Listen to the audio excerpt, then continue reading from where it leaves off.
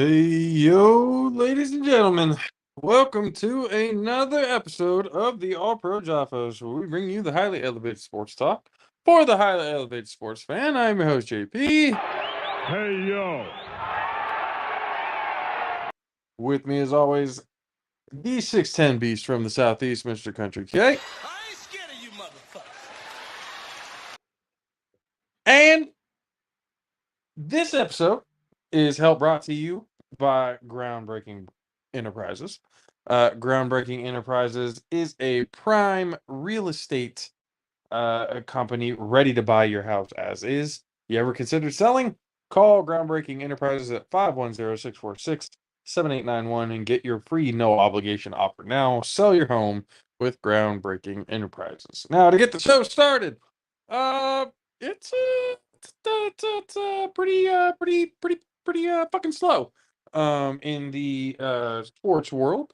Not too much to really talk about that we haven't already beaten to death up until this point. But there were a few things that kind of popped up today that we were kind of thinking about talking about, and one of those being, I guess we'll dip into the fight game here for now. Kay sent me a video earlier with Wilder, and this is going back to like the Wilder Fury rivalry, talking about how Tyson Fury cheated and all this other kind of stuff. Now, to be fair, during that time, especially when he came out with that interview saying, "Hey, he cheated, he did this and that," I was like, "Come on, dude, we're being a sore loser now, or just what's going on here? What's really happening?" And then this video Kay showed me, and it made me start to wonder. Maybe Wilder was a little right. um, because gloves are not supposed to bend like that. Unless you're throwing your punches this way, which no normal boxer ever would. Your glove should never do this when you're throwing a punch. So it looked like what had happened was they basically moved the glove up a little bit, and from what Wilder described, put a harder surface in there. And when it looked like, and it had the zoom in of one of the punches, when it looked like Fury threw a left hook at Wilder that connected him in the jaw, you can tell that the glove itself was not holding the fist. The fist was more where the glove gets taped up right at the wrist. That's what it seemed, because again, the glove doesn't do this. It shouldn't do this. If it does this, then you're either not wearing it correctly or you're a stupid fighter. Either one. So this case, it definitely looked like, you know, Fury, like, if you were to look at it in real time, it kind of looked like, maybe those side like rabbit punches almost, that he would throw. But I'm looking at the glove and I'm like, God damn, that's hard not to dispute again, because there's video evidence right there. And then it got me to thinking about another thing. Um, I was a fan. I shouldn't say a big fan, but I was a fan of Tyson Fury, and I say was because great story. Coming back, he was undefeated. He fought Vladimir Klitschko, uh, won, got the title and everything, but went away because of depression, um, suicidal thoughts, suicidal attempts. Um, so his story coming back into the fight game after everything that he had been through was something that you can applaud. But now it's gotten to the point where I'm starting to wonder if Tyson Fury has gotten punched in the head too many fucking times, because we're at a point now where this dude is all fucking talk and no action whatsoever. this last month and a half, maybe even longer than that, 2 months maybe. Tyson Fury gets on social media calling out these fighters, calls out Usyk, calls out Joshua, calls out all these other fighters and shit. Put some sort of stipulation that obviously it's going to be benefiting, Fury in the long run. But even with all of these stipulations, every fighter that Fury has called out has accepted the challenge and said, "Fine, I'll fight you under those conditions."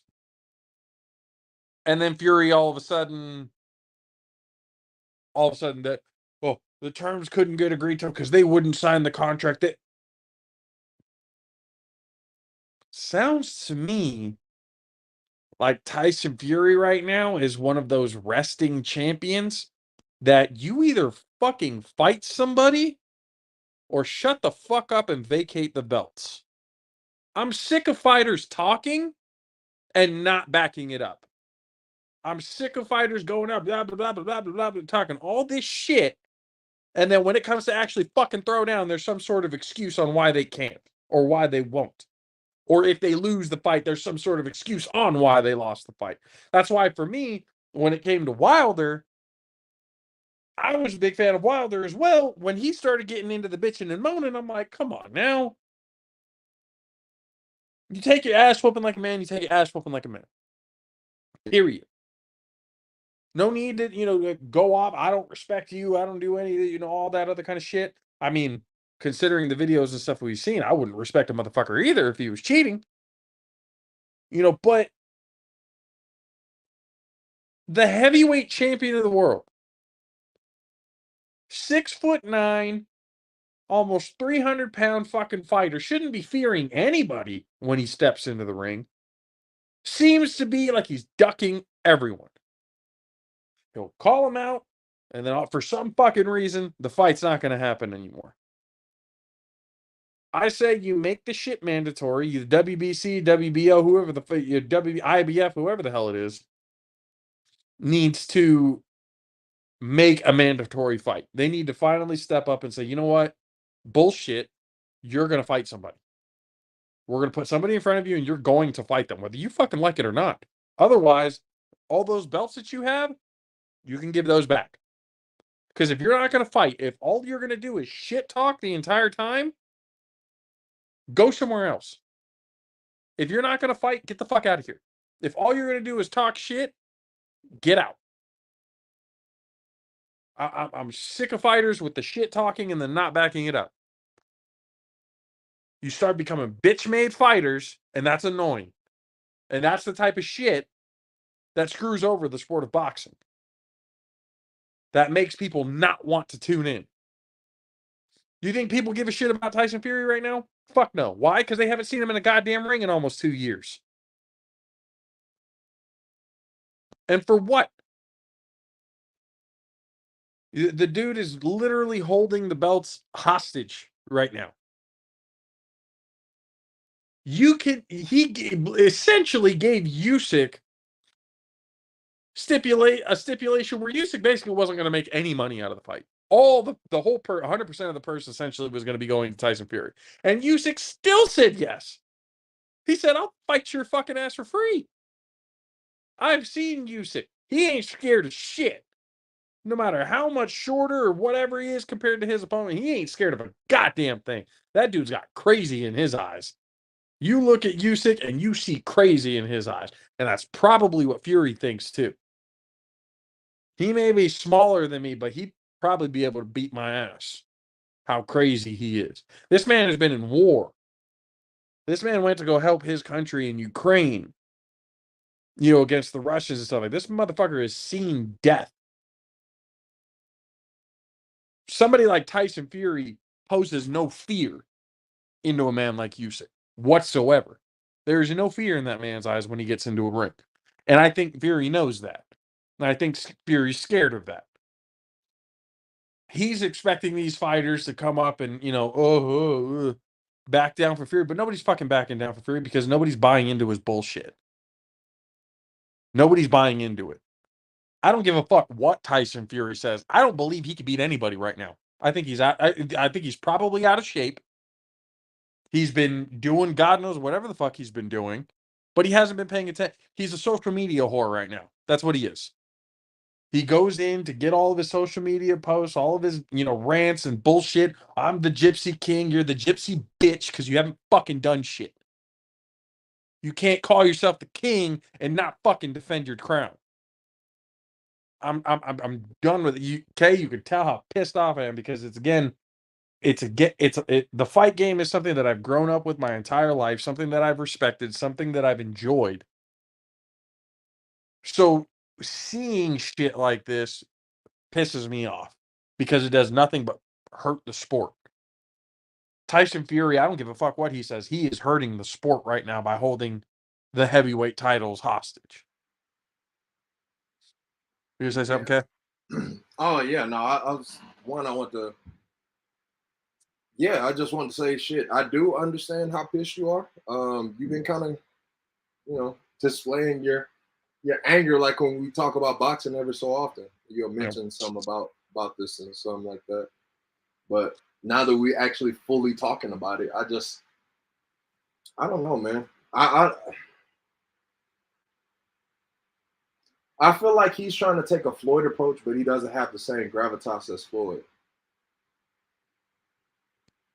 The whole A-side shit and Yeah, that and the fact that when Floyd fights someone, he makes them a star. You know what I'm saying? And he's trying to do that. He's trying to make it seem like he made Wilder a star. And in reality, Wilder made you a star. I was about to say Wilder was already a star. Yeah, he made him a star because he was the right-hand knockout guy. Yeah. You know what I mean? He's still that, but it's just like in America, he was our star. So it's like when you come over here, they want like a good portion of people wanted our star to be dimmed. They wanted him to lose. You know what I mean? Yeah. So yeah, they kind of like cheered for you and the fact that they didn't want to cheer for Wilder. But the fact that you're doing that, you have probably lost a lot of your people. And the fact that people kind of didn't like Wilder already, they're not hearing his cries or pleas because they're making it seem like he's making an excuse. So I feel like that's the case. I'm not saying that he's wrong, and I'm not saying that it's not an excuse. You know what I'm saying? Like I'm really neutral in this situation because I don't know, bro. Because I understand film tricks. You know what I'm saying? Yeah. Like so I'm not sure. That's why I said I legitimately want to watch the fucking actual fight. The clips from the actual fight because we're not going to get the full joint. You know what I mean? Yeah. So just trying to find that and look at that, the review of myself and be like, all right, this motherfucker was throwing a goddamn bag of groceries around the ring. You know what I'm saying? Like, so, yeah, like. He's throwing around a brick with a purse in it. That's what I'm saying. A purse with a brick in it. Yeah, like. He's definitely not throwing a hand in there. That's why it would look like he's trying to hold on. You know what I mean? Like, based off of the video we saw, because that shit looked good. Everybody I sent that video to all said, yeah, that motherfucking glove loose. Every single person. It's like, when you sent it to me, I looked at it and I was going like, they're zooming in obviously on the glove. And at first I was like, what's, and then I kind of looked at it, I'm like, oh. I was like, that's what, okay. That's what happened. And to be honest with you, that interview that basically had the picture-to-picture, it had Wilder talking about it while showing what had happened at the top. Right. That obviously did not happen when Wilder was initially talking about it during that interview. Actually, so when that interview happened, I'm just looking at it going like, dude, are we really doing this right now? Are we sore losing this shit right now? Right. So now that you see the side by side and you kind of see the video of what had happened, it's like, oh, maybe he wasn't full of shit. Oh, okay. Yeah, it's like we probably should have looked at this. Because I actually have to apologize to Mr. Wilder. Bro, that third fight definitely, because if that's the second fight, like you said, when he was throwing the fucking brick in the purse, then yeah, it makes perfect sense why he knocked him out in the third fucking fight. His body was he's not even the same guy anymore. His brain is completely fucking scrambled at this point. Because you got hit in the head with a fucking shake weight. Like, what the fuck? You know what I mean? Like, Egg weight, I'm sorry. But you get what I'm saying? Like, that's fucking crazy. Yeah, it's the whole thing, dude. Again, the way it was kind of looking, and I mean, like you said, film tricks and stuff like that, that is all a possibility. Right. You know, you'll probably have to go back and at least see the highlights of the fight and everything to kind of figure out, what exactly happened and what exactly was being talked about. But because that's kind of one of the things that left it into question with me, that like the whole sword loserness. I'm like, why is he still holding on to it? Usually, after a trilogy, both of the fighters, you know, dap it up, we're good friends or whatever afterwards. This didn't happen in this case. In a way, Wilder's still holding on to that. Wilder wants another fight with Fury. So yeah, he's still holding on to it. And normally fighters wouldn't hold on to it like that unless there was a really, really good reason behind it. And that, with that video and everything going kind of side by side, it kind of makes you wonder, going, well, he's had a good reason to hold on to it. He's been cheated. He was cheated this whole time. He wants a fair shot. So that's where to me, it's just, man, it's wild to think that if you're, because look at it this way. Fury is a good fighter. I don't see why he would have to resort to cheating in order to get something done. Maybe because we saw it during these fights, maybe he was so afraid of Wilder that he resulted to that.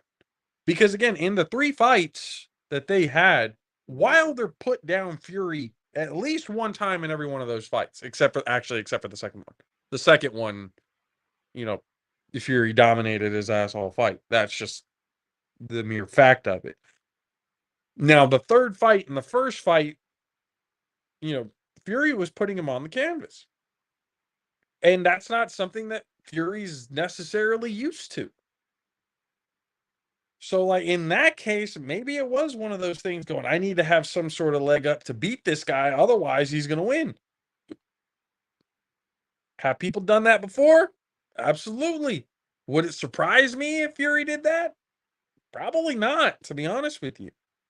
And now this isn't me like questioning integrity or anything else like that, even though signs at this point right now go like, you know what, I did. Go fuck yourself. I really don't care. He's ducking other fighters, and basically on your earlier statements, he's ducking fighters. Like, but that right there puts in into question. How the fuck do you call them out,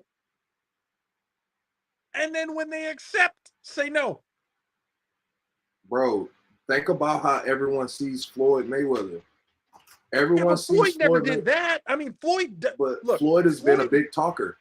Floyd was a big talker, yes. But he did he duck fights? In my opinion, he ducked Manny Pacquiao for a while, up until, he got knocked out by Juan Manuel Marquez in that miracle knockout that he threw. And then it was after that fight, Mayweather's like, oh, see, Pacquiao's not worth my time. Oh, now all of a sudden he's not worth your time. After 2 years of this man dominating the sport and them wanting Pacquiao versus Mayweather, you kept ducking it.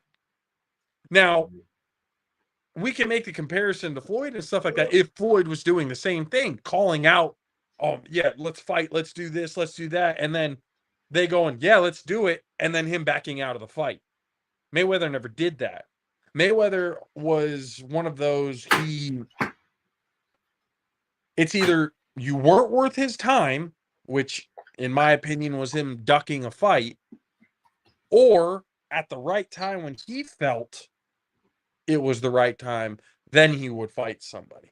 But never did he go like and call somebody out, them accept it, and then him back out of the fight. That never happened. This is the first time I've really ever seen that happen with anybody. So let me ask you this. with the world heavyweight champion. Let me ask you this. The fighter that he's ducking, you just gave a breakdown, but I have to ask this for the sake of bringing everyone back to the situation and the point. You get what I'm saying? The fighter that he's ducking, is that guy a power shot fighter? Very skilled, and yes, for his size, and that's one of the things that people kind of give, especially Usyk, a little shit for being a heavyweight. Height wise, he's kind of undersized, but the dude's a fucking pit bull. He comes at you no matter what, and yes, he does have a lot of power in his shots. Now, how that power resonates to somebody who's, I don't even think Usyk is 6 feet, or he might be 6 feet at the tallest, and at the heaviest about 220. He's not a very big guy. And when you look at somebody like Tyson Fury, who's 6'9", almost 300 pounds, it makes you kind of wonder, well, with the size difference, how much really is Usyk's power going to, take advantage of the fight? But Usyk has had plenty of fights with bigger opponents where he'll either put him down with a body shot or just a flurry of punches, however it may be. But Usyk's no joke. He's no joke whatsoever, and I think that might be the reason why Fury could be ducking him was because of the fact that Usyk shows zero fear. Like absolutely zero fear. I feel like if fighters showed a little bit more fear, then Tyson would be all over it. Fury would be like, "Oh yeah, let's fight," But if they no, this is real.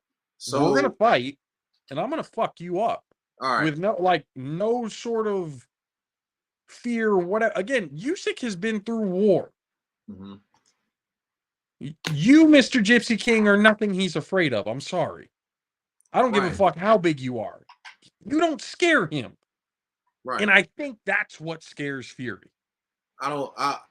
Yes, to a degree. But that's pretty much what I was getting to with my points. So just think about it. Wilder's a power shot guy. Right hand knockout king. Right? So just go back to the first fight. You said it yourself. He's already put down Fury in the first fight. Every fight, he has a knockdown average out of the 3 fights. Even though if the second fight he didn't knock him down, the third fight he dropped his ass twice for sure. I remember that. See what I'm saying? So he has a knockdown average in each fight. So he's well aware of Deontay's power. You know what I'm saying? Like even what was it?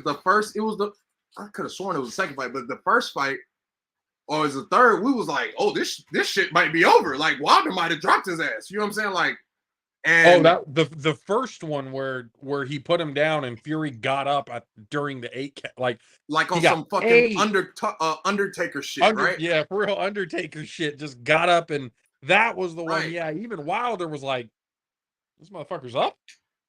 That's what I'm saying to you. So it's like, for a motherfucker like that, he could have been scared on that second fight. I have to make it fucking foregone conclusion. You get what I'm saying? And for fucking, if you look at it from Wilder's side, he know that he just didn't get hit with a fucking punch. You know what I mean? You know when you didn't get hit with a punch. Yeah, you know what a punch feels like. Yeah. Right.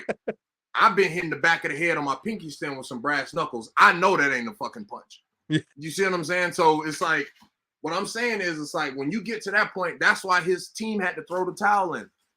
So because he was in there like, fuck this. You know what I'm saying? His pride. Being from Alabama, because that place, hey, God bless everybody black in Alabama, because I would have got the fuck out of there.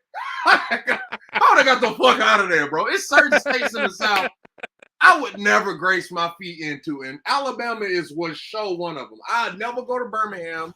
I'd never see none of that shit. I'm cool. I would never step foot in Alabama unless, ain't no unless. Fuck that. I will just not take the money, bro. I'm good. Coach Saban, you're going to have to meet me in Florida, bro. I'm good. I'm good. Cam, I'm not coming to Cam Newton Day at Auburn. I'm good. I'm good, buddy. I'm good, buddy. I don't want no parts of Alabama. But that's what I'm saying. It's like for a person in that situation, yeah. I mean, like just think about it. If you were in that situation, you know, a motherfucker cheated you. You're gonna try to fight until you fucking die in that ring at that point. Yeah. So And that's what Wilder is. He really say what you will about Deontay Wilder. The dude's a fucking warrior. right. He and he's said it, and especially it happened on during the third fight.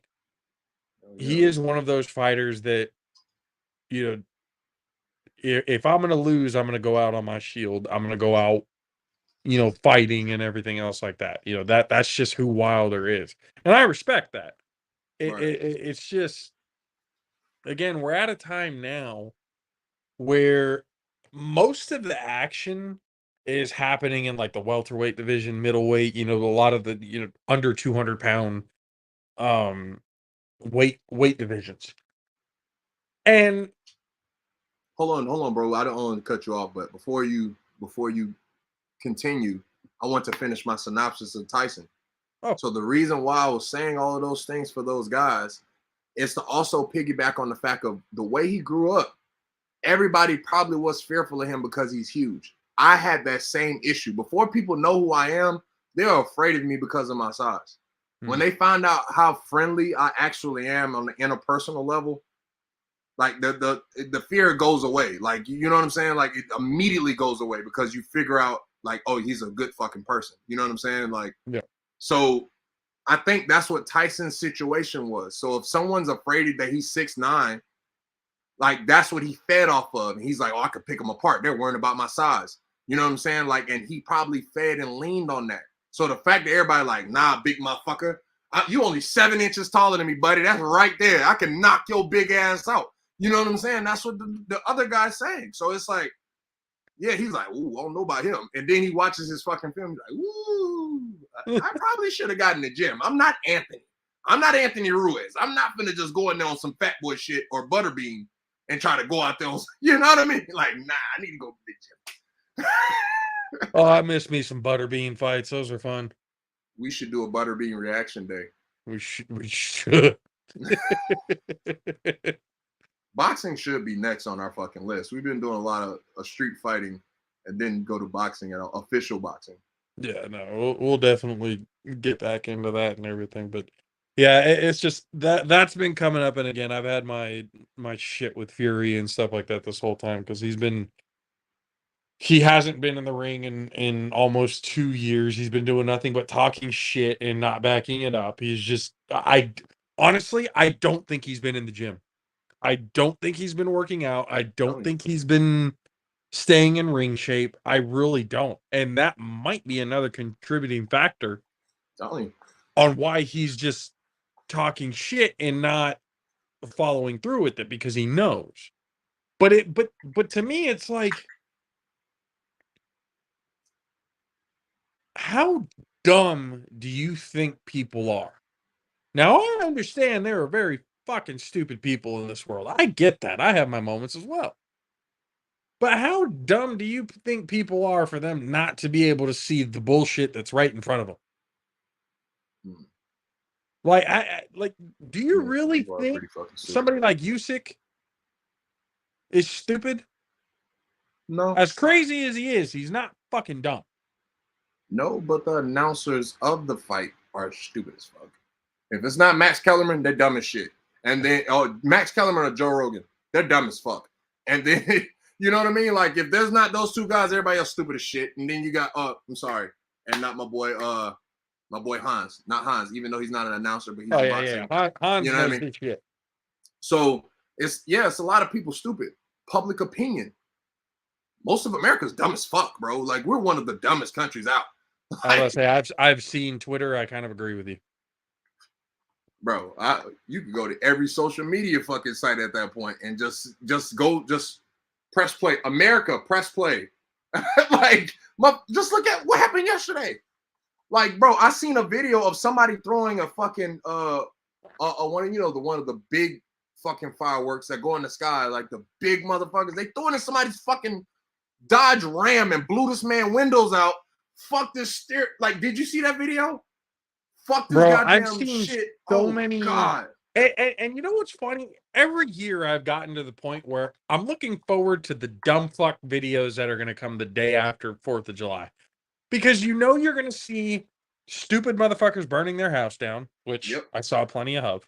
Check. Stupid fucking content creators lighting fireworks into their own house, ADM. All you Check. dumb sons of bitches out there. Holy fuck, that shit was wild.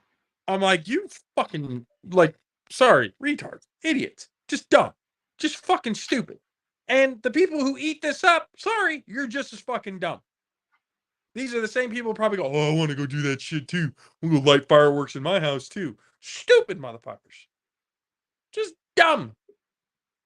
One dude lit a firework or whatever, and it wasn't stable. It fell over and just started like spraying fireworks at everybody. Yeah, saw that one. I was like, the hospitals probably got, I don't know how many people blowing their own fucking hands off like a bunch of dumbasses, you know, because you know that shit happens every fucking year. Just ask JPP. Come on. Low hanging fruit. I had to get that one. Come on. He want to ring with us. I gotta avenge him for a little bit. You a dumbass, my boy. You did that shit in New York though. So well, you were in Florida, it's just, it's like the stupid. Look, I hope everybody had a great, happy, wonderful, safe 4th of July. But you dumb fucks out there that are putting out these videos and shit like that, y'all deserve everything you get. I'm sorry. Y'all deserve all of it. Dumb. Yeah. Oh, my house burned down. Yeah, and you're sitting there filming it instead of calling 911, you dumb fuck. It's all right. It's a lot of people that's not dumb though. Like that guy I just mentioned, he didn't do that to himself. Just like I've seen a bunch of young fucks driving around. They threw a fucking firework, shot a firework at someone's porch. The same type that goes in the sky and blow it big. It was kids and shit on the porch. It was just a family. Like they're just enjoying their 4th of July night, looking at fireworks, and someone shoots a fucking thing at their fucking porch. Their yard's on fire, and they got kids fucking crying hysterically. Like that's the shit that, like, the caption to that was, "This is why some states don't have fucking goddamn fireworks not legal." And I swear to you, I heard that shit in your voice. I literally heard that shit in your voice, bro. It's like, this is why we can't have nice things. God damn it! It's just, I don't deal well with stupidity, man. I just don't. You and me both. What? I'm the worst person to react to stupidity. The worst. Before we get moving in the first step, pause real quick. Station identification. You guys are watching the All Pro JAFFOs, listening to the All Pro JAFFOs as well on Spotify and wherever else you can get your podcast. You guys will be able to go see us on all social media platforms at the All Pro JAFFOs and Pruneda Rose Productions on YouTube and Facebook. Highly elevated sports talk for the highly elevated sports fan.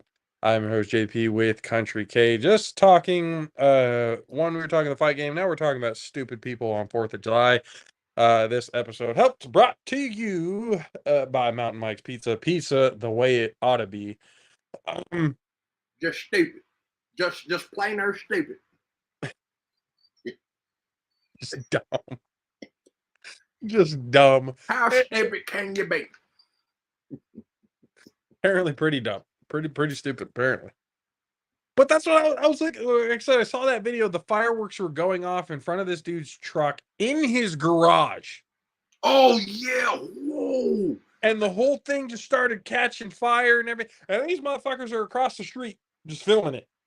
Rest in peace. Not one person in that video was calling the fire department going, hey, we need you here. No. I want to film the fire. Rest in peace to that F-150. Holy fuck.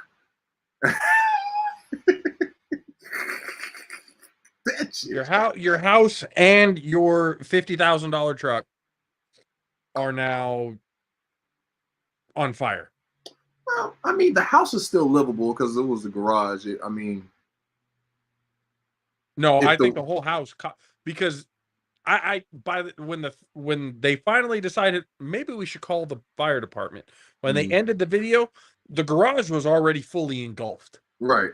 Which tells me by the time fire department gets there, because think about this, they're probably dealing with another fucking dumbass across the street somewhere or That's true. down the block somewhere. Hey, Billy Ray, can you call the fire department? Call Stan at the house, at the firehouse, and see if you can come down. No rush, whenever they're free. By the time fire department probably got there, the whole house was probably in flames.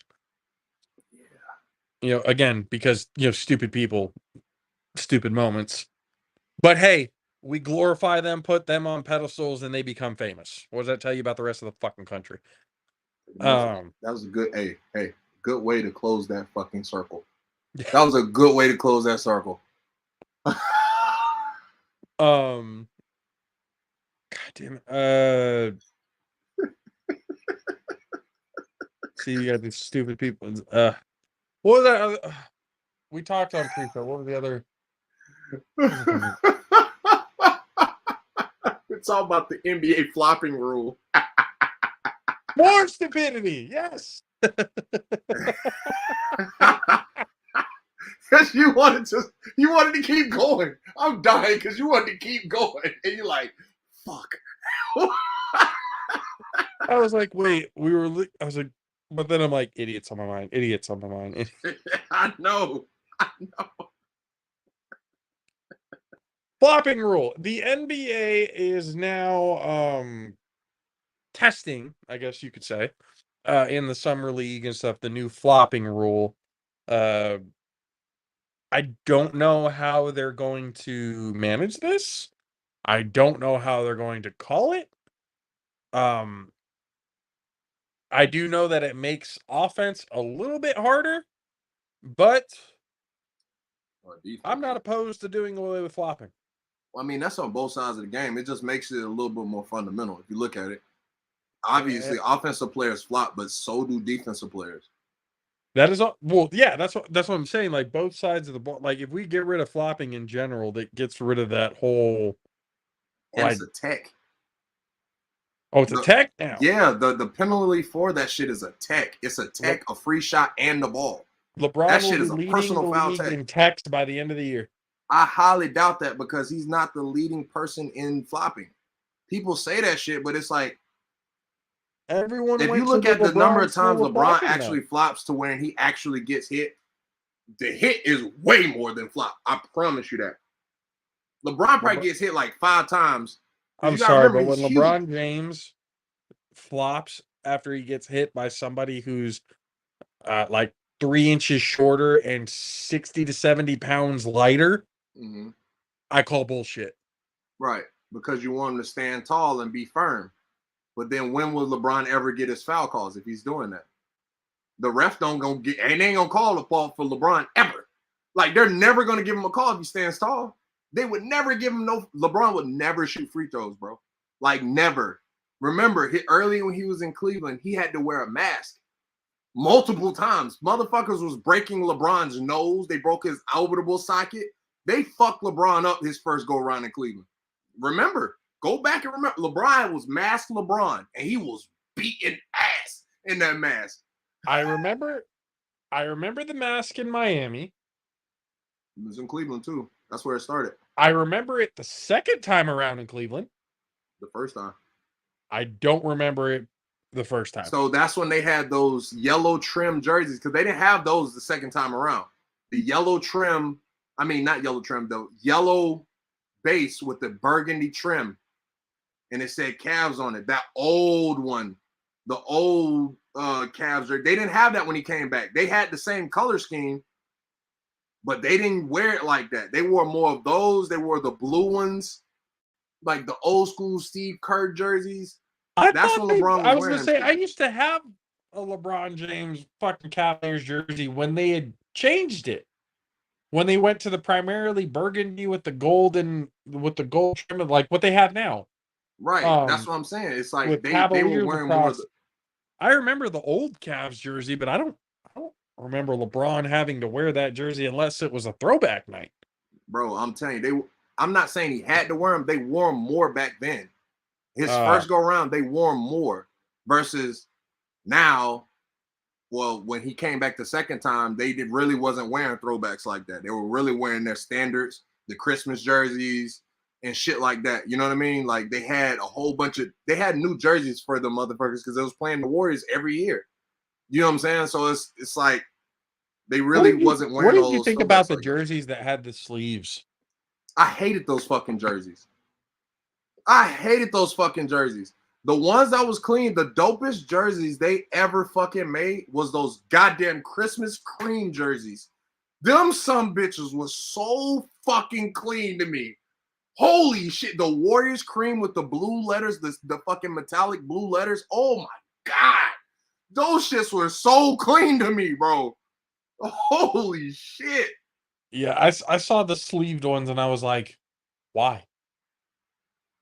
What is the point of this? Those shits ass. I was like, this. I was like, did Dwight Howard wear those undersleeves so much that they thought it might look good? I mean, I think everybody was wearing sleeves at that point. They thought they were helping people out. But That honestly, I think that made the culture be like, yeah, we gotta take these clothes off. Fuck that shit. The NBA's got the wrong idea. Let's make everything skimpy now. Little jeans, little shorts, little shirts, everything. Tank tops half cut off. We go like, hey, look. didn't they go from it used to be like basically biker shorts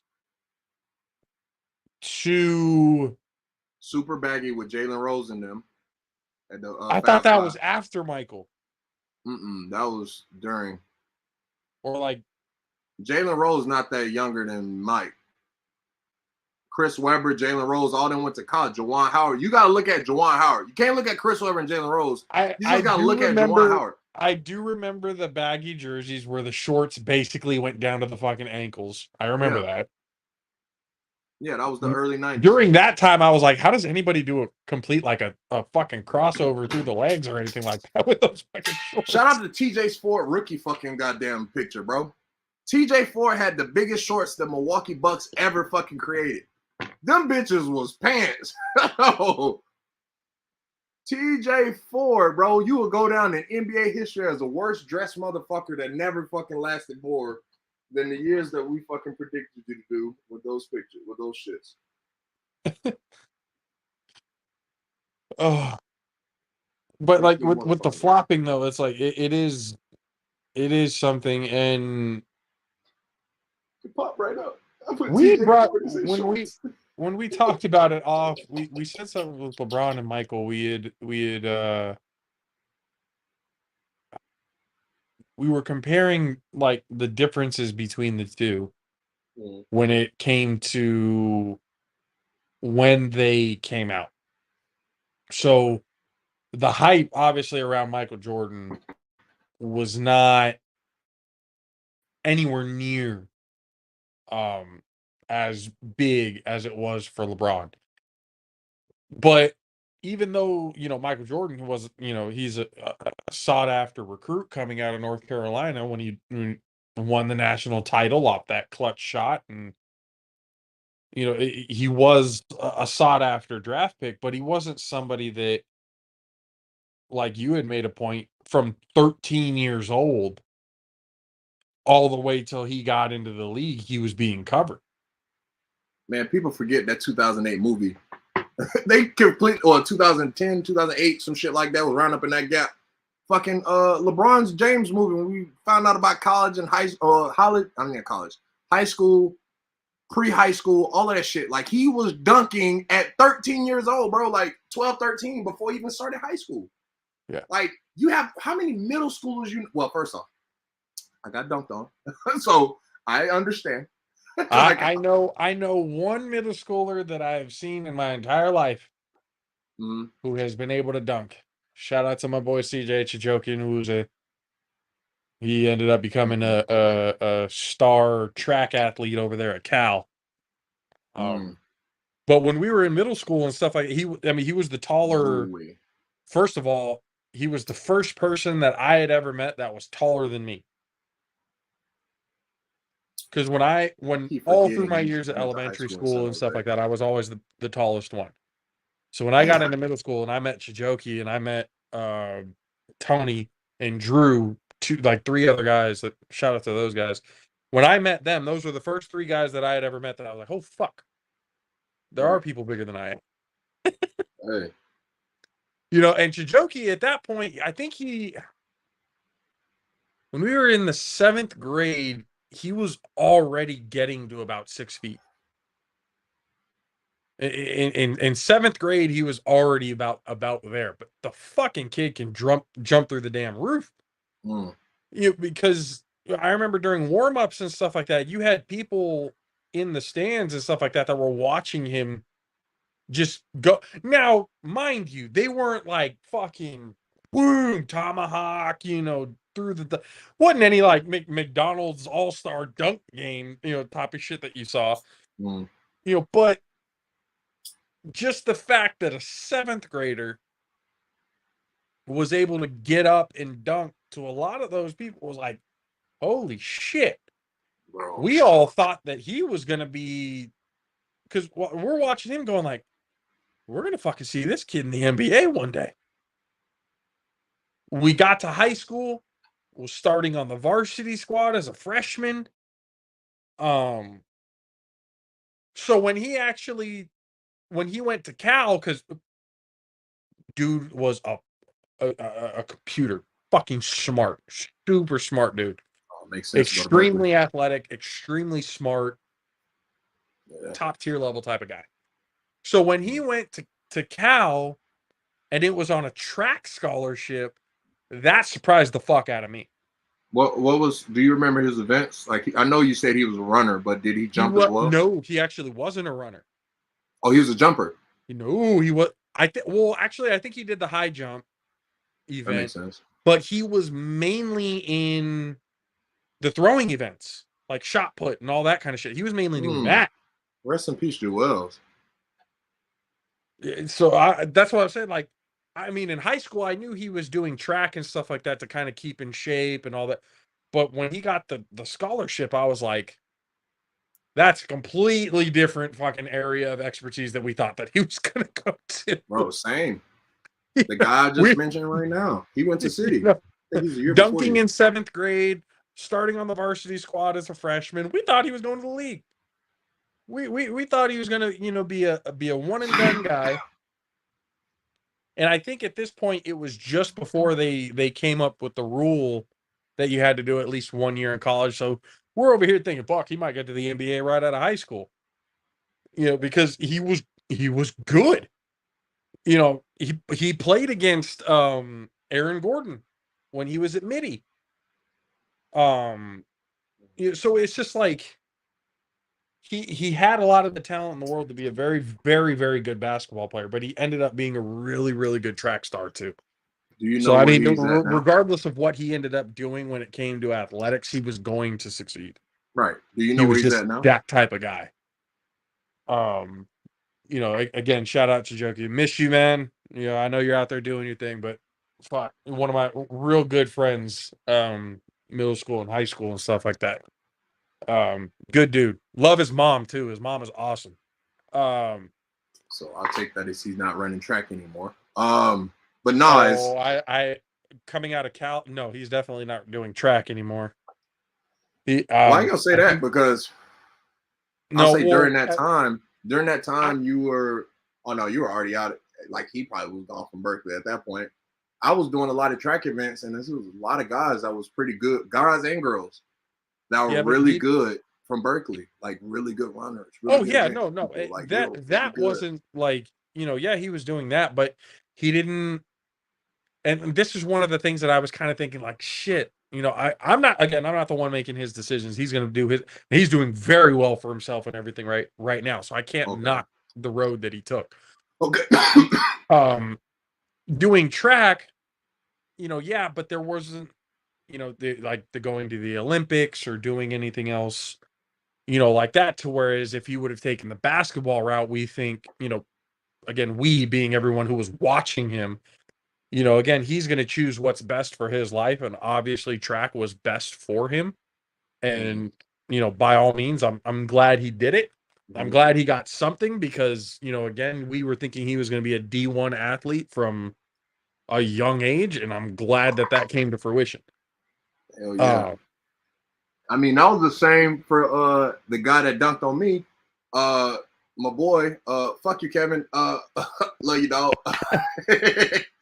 So it was the first person ever dunked on me in my fucking life because I was in the ninth grade, so this was my last year at AAU because at the time you couldn't play AAU all the way to your senior year like they can do now. It's like when you it's your last year is when you're 13 or you're a freshman in high school. So that's what the rules were then. I was 13 and a freshman in high school, so that was my last year playing. So we had went to a tournament. We were in Cocoa Beach. This was the national fucking AAU tournament, right, at the time.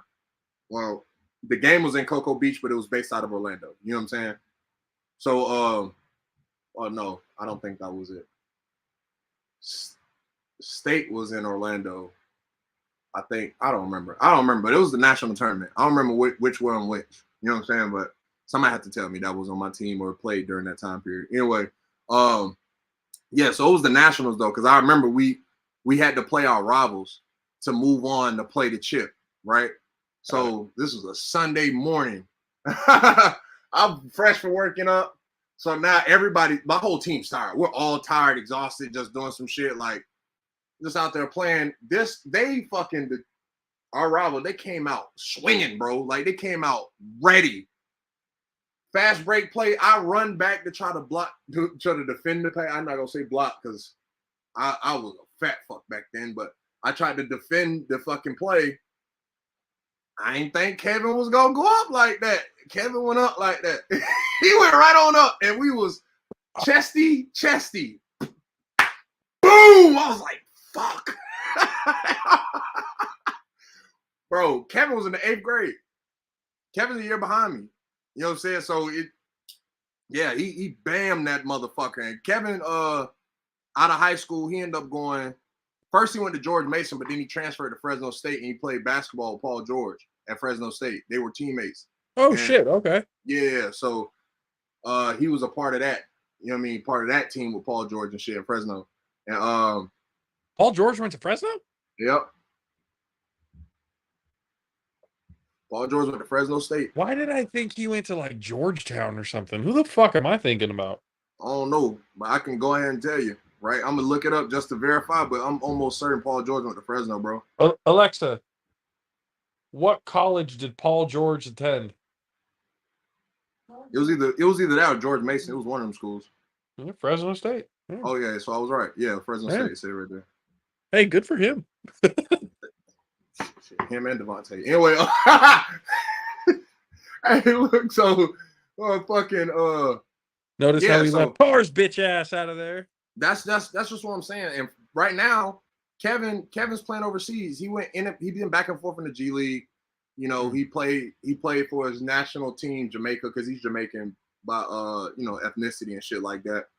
So he played for Jamaica. He's played for multiple teams in other countries overseas. He did the Drew League in LA this past year. Like he's still actively playing right now. So I'm not sure if he's on a G League team or if he's fucking going overseas. I'm not sure of his status on that. But bro, when you got people that's athletic, they really only got one option, bro. Like, you know what I'm saying? I feel like me personally, bro, because I've played against motherfuckers that had that same level of talent. I was just always overweight. I was always not in shape. You know what I'm saying? But I have the athletic ability. Not trying to toot my horn because I don't like doing that. You know what I mean? Like I'd like to be as humble as fucking possible and then let you draw an assumption, not you, but the universal you draw an assumption of me and then me shatter that motherfucking ceiling. I love doing that. That shit makes me happy on the inside. Trying to keep it very PG. So yeah, bro, like that excites me. You know what I mean? Because people have a synopsis of me. I got man breasts, a fucking gut, and you think I can't do shit. And then I outrun your fucking top wide receiver, and then you're like, what the fuck? Then I was like, yeah, bro, I'm from Florida, bro. Like, you confused. Like, wait a minute, how big we are. We all run 4.5. Hey, y'all better go talk to Lee Corso and ask him about Florida. What Lee Corso gonna say? Oh, that's the speed state. That's the speed state. Lee Corso says that. That's the OG. Been saying that for decades. Y'all stop playing. The fat motherfuckers is fast too. Don't play. because we ran to a plate of food because there was always talking about dinner and we got to be first. But that's neither here nor there. But like getting back to the LeBron MJ, again, we go on these little windy roads every once in a while. I mean, that actually was relatable. It was pretty relatable, actually. But like the differences between, obviously between Michael and LeBron, Michael wasn't, nearly as sought after as LeBron was, but I think Jordan being who he was throughout his career is what caused all of that attention to LeBron, because when MJ left, every single person was looking for the new Michael Jordan. Even though Kobe was already there, people were looking for the next Michael Jordan. Nah, you can't get that. You can't do that because LeBron started the NBA after Michael Jordan's last year in Washington.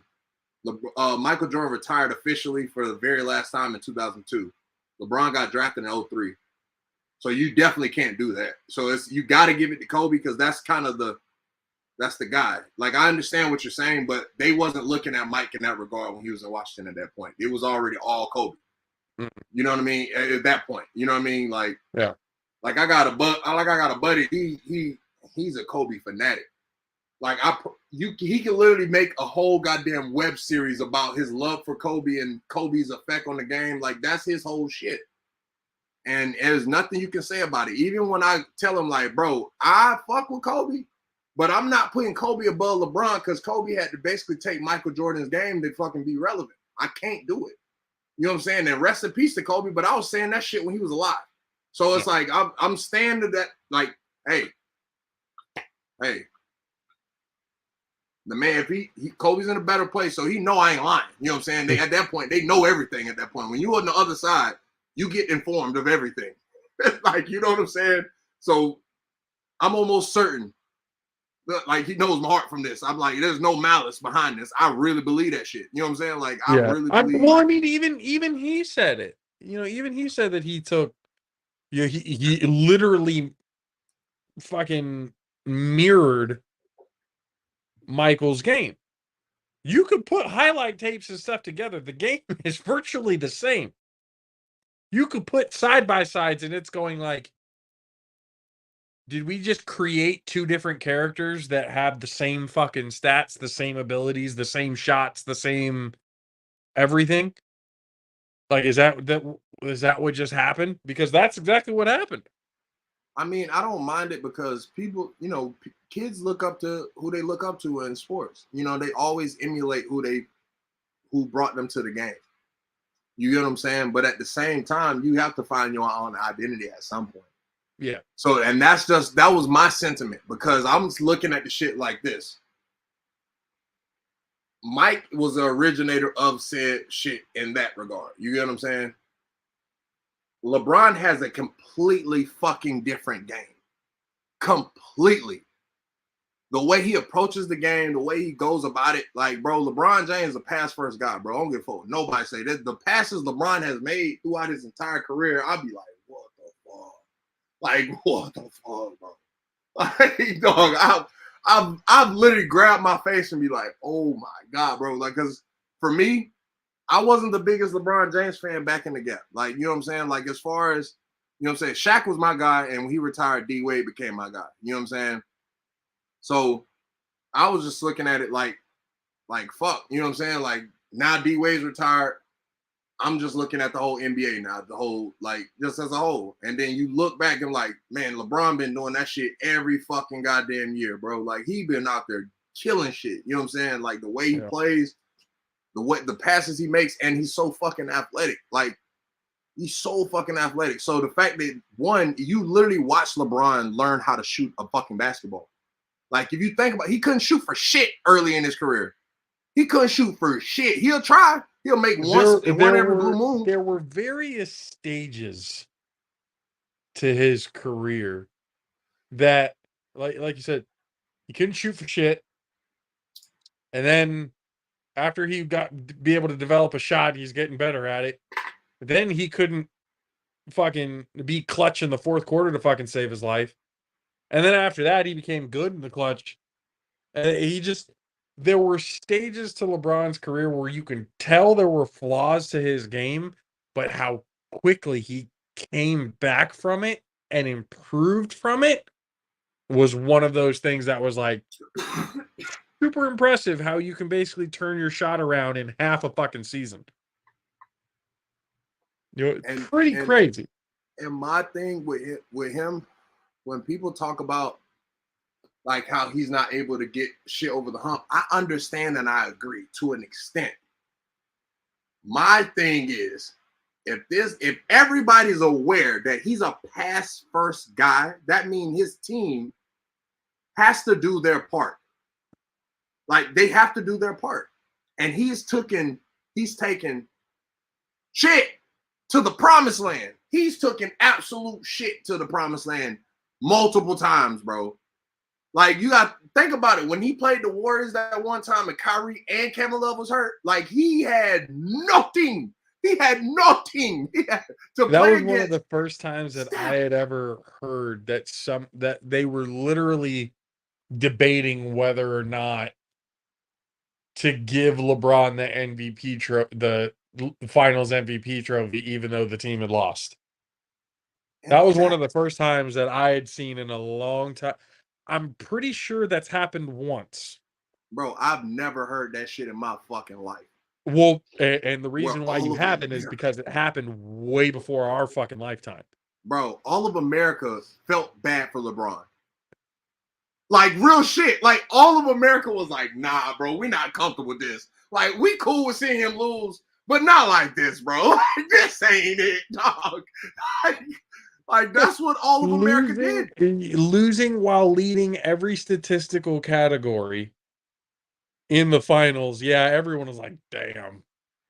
Feel bad for him. Like that was the one that was like, but they go so hard. That was the moment that heel LeBron turned face. I don't think so. I think he turned. I think he turned face before that. If we're gonna look at it in like WWE wrestling terms, gotcha. LeBron started off babyface. He's so kind of like The Rock, came in, big old, Rocky Maivia, LeBron James, that's blue chip. That's the guy who's gonna do it all. That's the guy who's gonna do everything. Right. But the crowd didn't take to him very quickly. It took him a little while to get there. Right. So when he went to the Heat, that was like The Rock joining the Nation of Domination. It was the heel moment where he comes up and he's going to be talking all this shit and he's going to dominate and he's going to do that. He's going to win championships and all that other kind of stuff. That's a great perspective. And then when he went back to the Cavs and lost that series to the Warriors, it was kind of like when The Rock left the Nation of Domination, became a face, and became the people's champion. And then from there, it was like everybody's got LeBron up on a pedestal.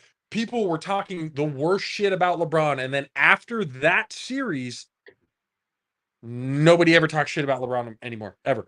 They gave him credit. He gave him credit for everything. He's doing the schools, he's doing all this, good stuff for the community.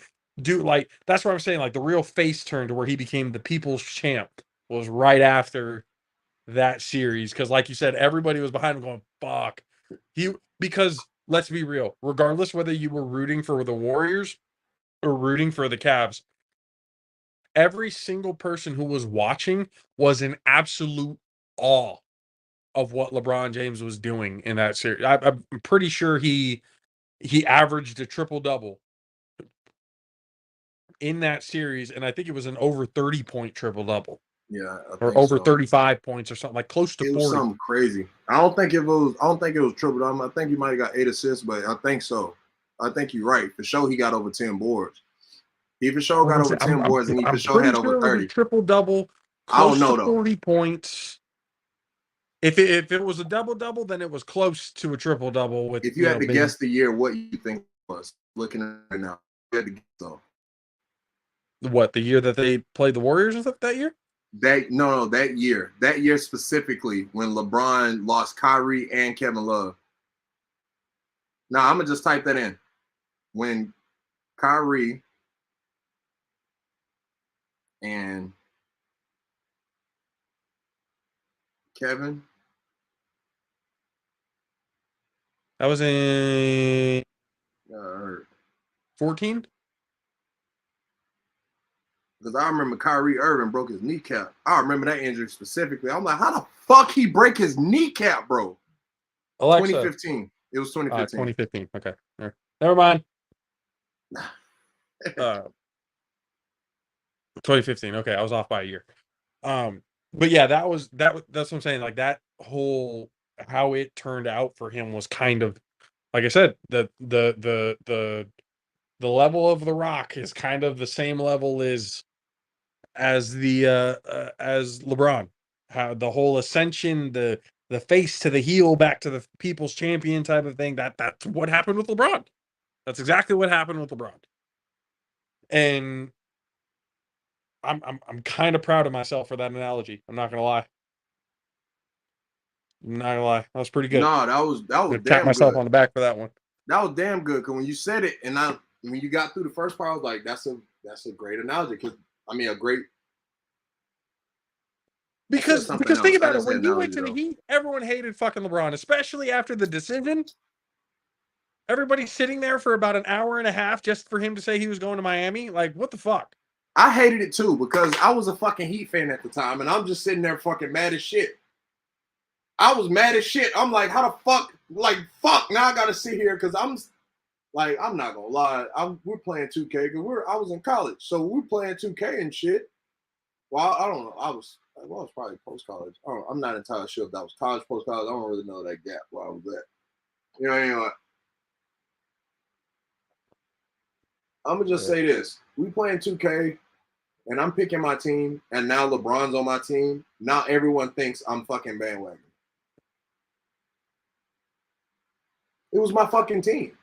You know I liked it, my team. My team didn't have shit though. It was just D Wade and Udonis Haslem. Why the fuck am I gonna let you blow me out? This is literally my fucking goddamn shit. Why would I let you blow me out? Playing with my team, I would just get the fucking Indiana Pacers. They got Paul George and fucking goddamn Danny Granger. We whooping ass. Or I'll go get Memphis when they have Michael Conley, Zebo, Mark Gasol, and goddamn, what's my boy name? Tony. Like, come on, don't do this. That was literally my argument back then. That's not a bad pull though. Oh shit, you're right there. Sorry, bud. So, but yeah, as far as like I said with LeBron, he should get more credit for certain things, but people are not gonna give him credit like that until he's retired. When he's gone. You get what I'm saying? Like now he's gone. Now they're trying to praise him for every fucking thing. And I think that fucking sucks because the man really out there doing shit. And every time he gets a fucking big name player, besides Kyrie Irving, they don't fucking play to their standard. Like D Wade at that point, he had like D Wade gave him good 2 years.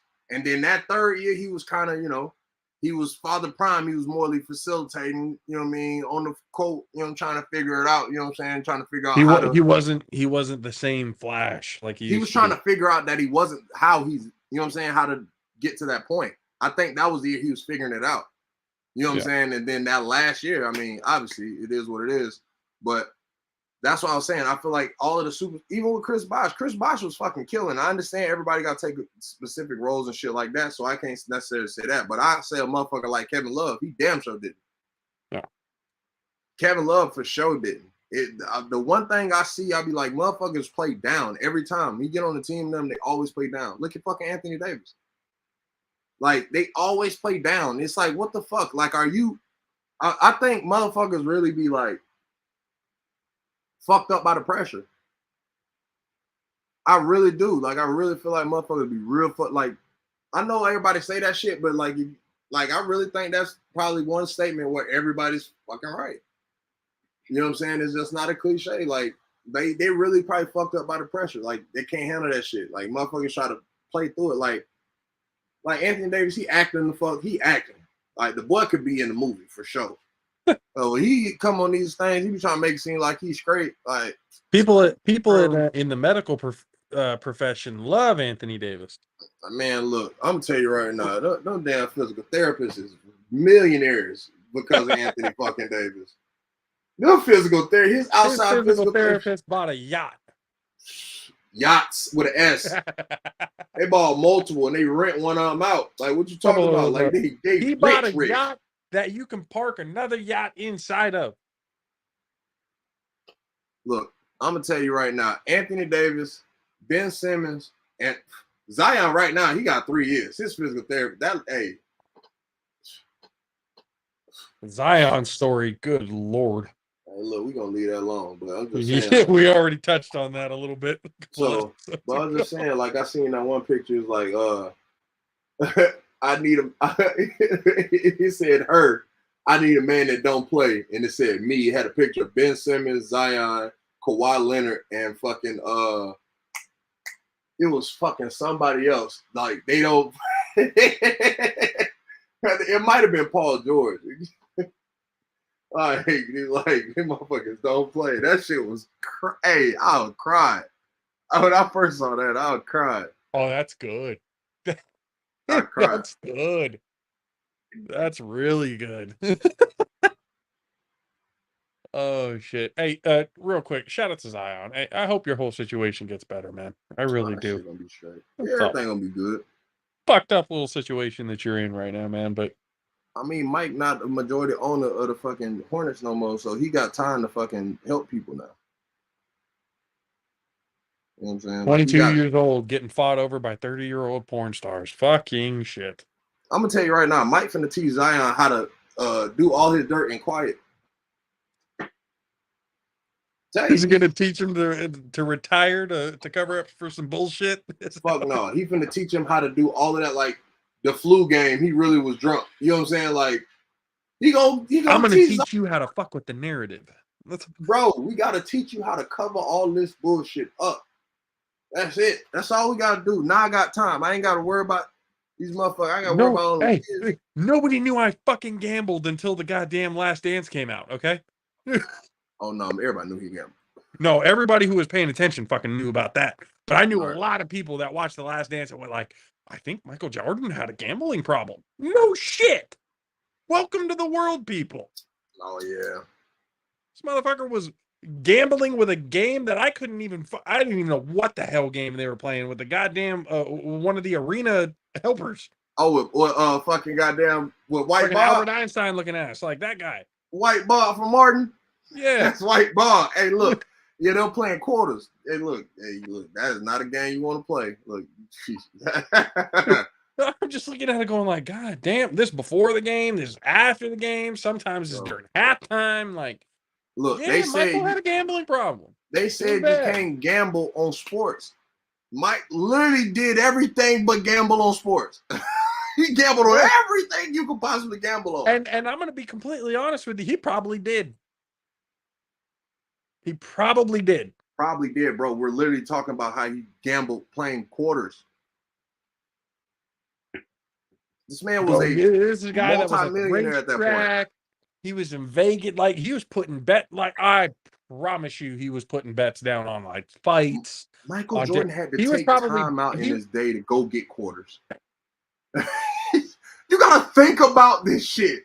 Like, this man had Gatorade, he had Nike, he had McDonald's, he had everybody wanted Mike.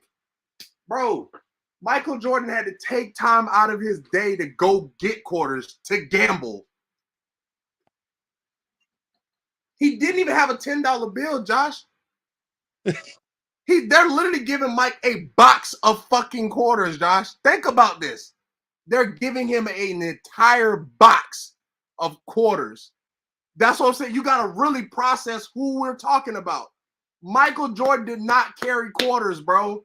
He didn't have singles, and he damn sure didn't carry tens. So Michael Jordan had 20s and 50s and 100s, most likely, bro. And I'm really shaky on the 20s. I feel like he only carried hundreds at that point. That man had a box of fucking quarters, Josh. He supplied the quarters for every fucking body. Yeah, I mean, if that doesn't say you got a gambling problem, I don't know. I really don't know. Nobody even processed that. All of America saw that, didn't even process that point of it. That was the first thing I thought about. So This man literally motherfucker took got time out of his day to go. Okay. get fucking quarters. He had a fucking problem.